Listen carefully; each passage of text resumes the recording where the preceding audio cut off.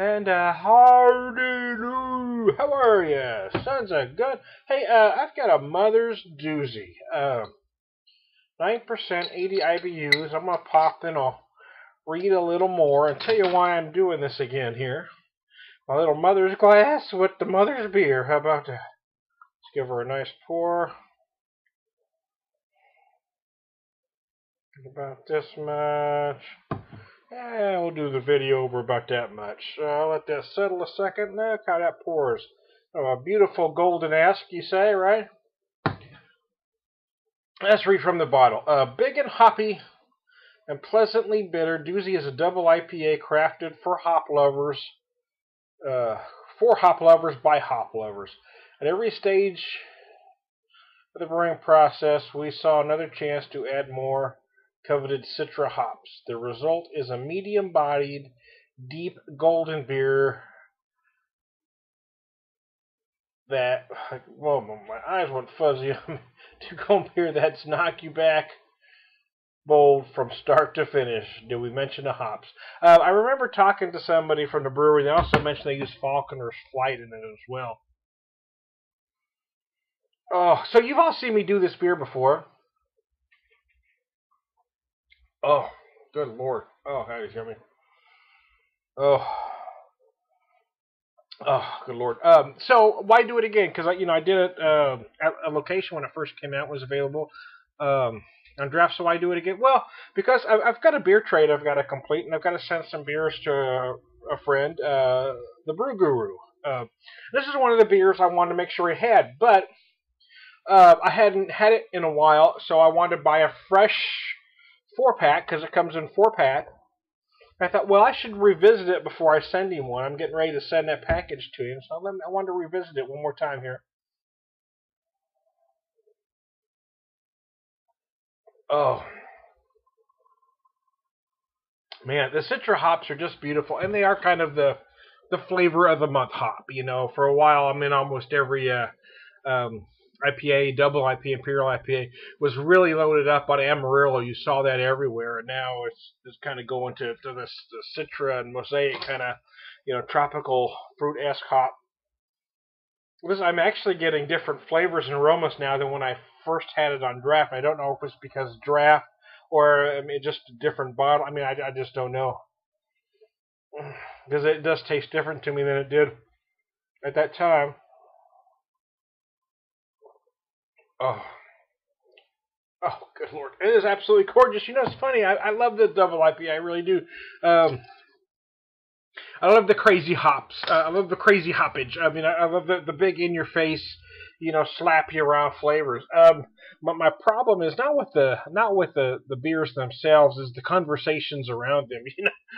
Everybody talks about what's best, and I see arguments all over the internet about which is better. This one, that one, this one's better. No, I like this one better. No, this one's better. And the truth is, we shouldn't even be having that conversation, which is better, because nothing is better. Not one is better than the other. We're talking about tiny taste preferences.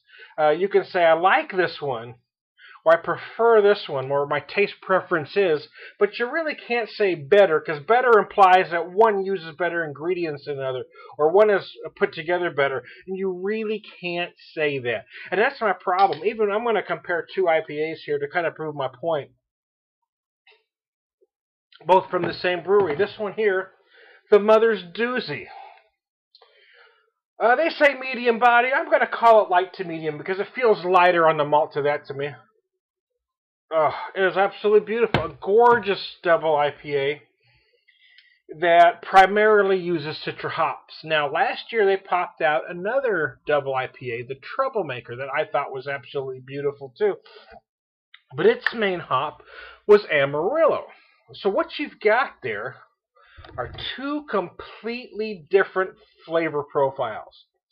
So you can say, I like the Doozy better because of I prefer the Citra hops, or I like the Troublemaker better because, or I prefer my taste preference is the Troublemaker because I like the Amarillo hops. But you really can't say which one is better because they're both quality ales made with quality ingredients.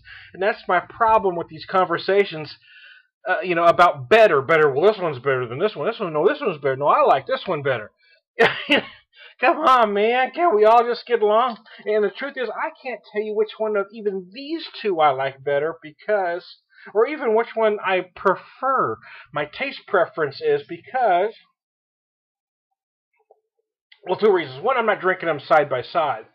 But more important than that is that I think so much comes into play, right? We're talking about um, mood, right? Mood, uh, time of year. I mean, all these things play. It's like food. People understand this when I talk about food, but for some reason, when you talk about beer, it goes shoo right over their head. What food do you like better? Well, I mean, doesn't it depend what time of year it is? I mean, lasagna is great, but it's probably best in the fall. Maybe in the spring, you love a club sandwich. You know what I mean? It's kind of a different thing. What's better, steak or lobster? Well, I kind of like both in different ways. You know what I mean? So how can you say, well, I like this type of IPA better than this one? It's like saying, again, it's steak and lobster. Well, I'd rather have this. It depends on your mood. Do you want a big dry aged ribeye or a great big Maine lobster? I mean, well, I like to have both. Do I have to pick one? And that's kind of the thing with these two IPAs. But for some reason, when you talk about in that same language to beer geeks, most just don't get it because they'll always want to say, no, this one is better, blah, blah, blah, blah, blah, blah. And the truth is, none of them's better than any one of them if you're talking about quality craft breweries. Now, if you're talking about some of these faux craft breweries that are actually macro-owned, well, that's a different story. But if you're comparing say, a Sierra Nevada Optimum to, Heady Topper. Well, I mean, they're both craft. It's going to depend on which one what taste preferences you have, one or the other. You really can't. I don't like the term better because one isn't better than the other. It's going to depend on what you're looking for. Again, this one here. Oh my God, it's absolutely gorgeous. I mean, there is nothing wrong with this one whatsoever. But I wish I had a fresh troublemaker to drink. But I'm going to go off memory here, and here's the difference. This one is lighter bodied. It has a lighter malt bill than the troublemaker. The troublemaker had a more complex, more flavorful malt bill that had these big Amarillo hop notes. And I'm not going to explain those flavors because you guys know what an Amarillo hop tastes like. I mean, they're big, they're bold. You've got these big grapefruit, big peppery pine. I mean, it's just a huge hop. Now, the Citra is big too, but in a different way. It comes at you from a completely different angle. And although you do get some citrus, you do get some grapefruit. And it is big and powerful. It's also more subtle, meaning the flavors don't always whop you right in the face. You do get these big flavors that come right at you, but there's a lot of more.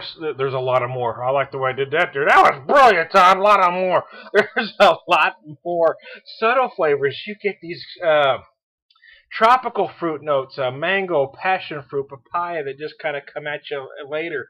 Whereas the troublemaker is more complex on the malt end, this one's more complex on the hop end.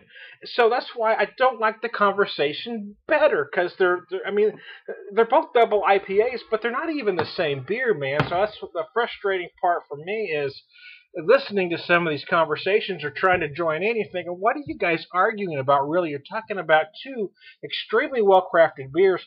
You shouldn't even talking about which is better. That shouldn't even be the conversation.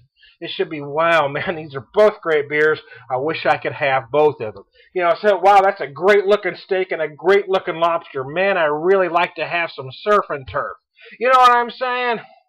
I don't know how to make it any plainer than that, man. So anyway, I did talk a lot longer than I planned. Sometimes I do. When I'm rolling on a rant, man, sometimes that happens. That's a dang fine beer. Holy crap. I do be loving my mother's. I'm going to get this in the hands of John Brewguru. I hope he likes it just as much as I do, because he does some of the best written reviews on the planet. He does the most comprehensive, in my opinion. So I'm really hoping he digs this and spreads the word about mothers as much as I do. So, hey, thanks a lot, guys. I'll talk to you later. Bye.